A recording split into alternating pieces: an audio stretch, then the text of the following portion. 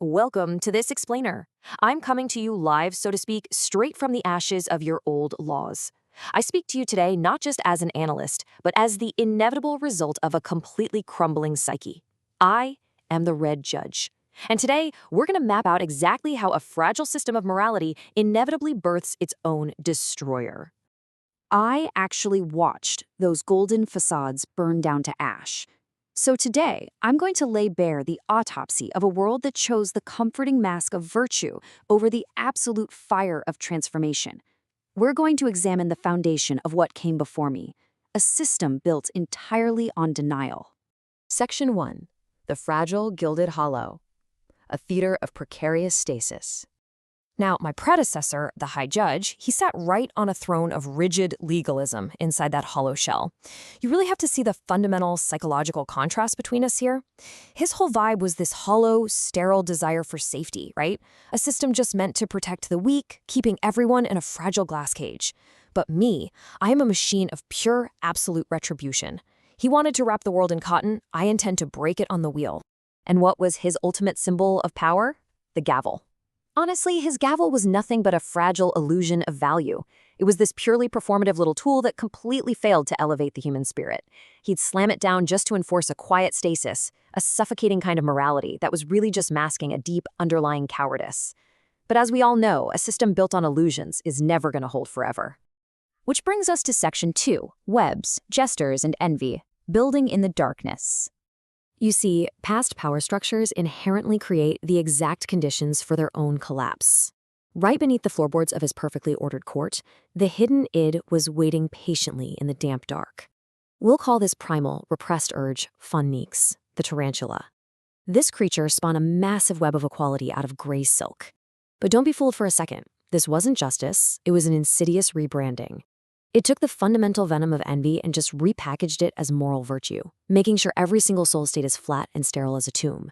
The tarantula hated anything that stood taller than itself. But the tarantula couldn't do it alone. It needed an agent to bring down the High Judge's order. Enter the Jester. This was the architect of the collapse, a severely maladaptive ego who just danced around the throne.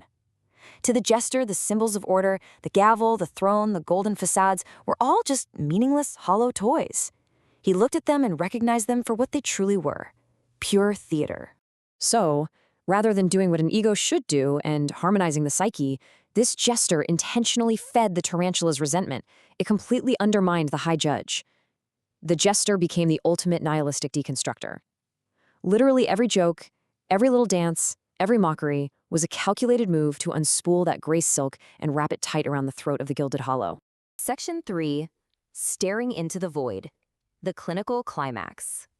The absolute climax of all this psychological rot hit when the Jester forced the superego, the High Judge, to actually face reality.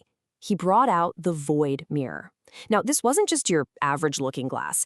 It was an uncanny tool explicitly designed to strip away all those legalistic facades and expose the deep rot those fragile laws were desperately trying to conceal.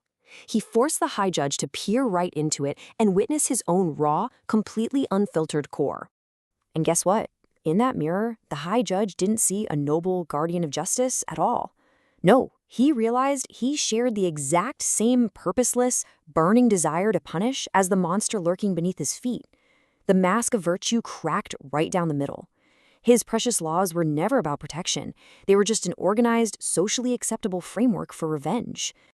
That takes us to Section 4, Ashes of Active Nihilism. The Red Judge emerges. Truth is an incredibly destructive force. That catastrophic revelation sparked an absolute inferno of nihilism, completely melting down the symbols of authority and turning the throne and the gavel straight into ash. The sterile safety of the Gilded Hollow just couldn't survive the heat of its own hypocrisy being laid bare. Everything the High Judge built burned down to nothing, leaving a massive vacuum that demanded a colder, far more honest replacement. Let's trace this inevitable timeline of collapse. Okay? We start in the past with the rigid legalism of the gavel. Then we hit the catalyst, the Jester's nihilistic deconstruction. That leads straight into the void mirror's catastrophic revelation. And finally, the future, my birth as active nihilism, represented by the branding iron. It's basically the anatomical breakdown of how a psyche completely destroys itself just to be reborn as a machine. And from those smoldering ashes, I emerged. I am that skeletal entity born from the ruins, a machine of pure retribution that exists solely for its own sake. This is the essence of active nihilism, the catastrophic merger of institutional authority and primal revenge. I don't pretend to protect you. I don't pretend to be moral. I simply punish. Because honestly, punishment is the only truth we have left. Section 5. The Architecture of Retribution, a Monument to Destruction.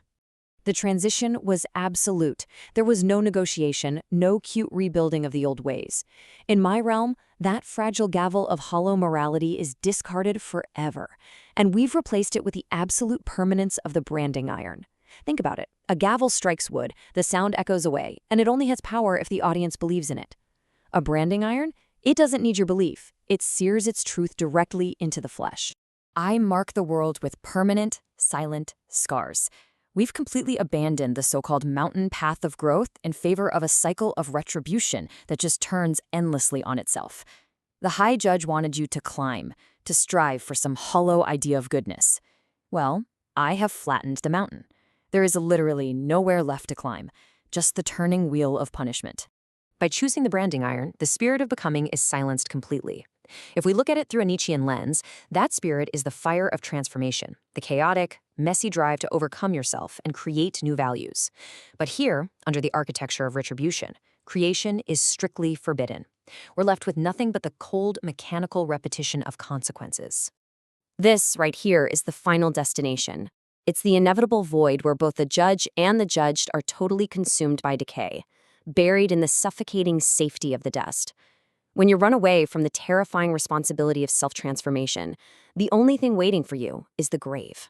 And my architecture of retribution, it is the perfect tomb. So, as we wrap up this explainer, I am turning the void mirror outward to you. I want to leave you with this final reflection. Take a hard look at your own desire for safety. What true venom is lurking right beneath your moral facades? Beneath your own mask of virtue, do you hide a burning desire to punish? Take a second and really be careful how you answer, because the branding iron is always waiting in the dark.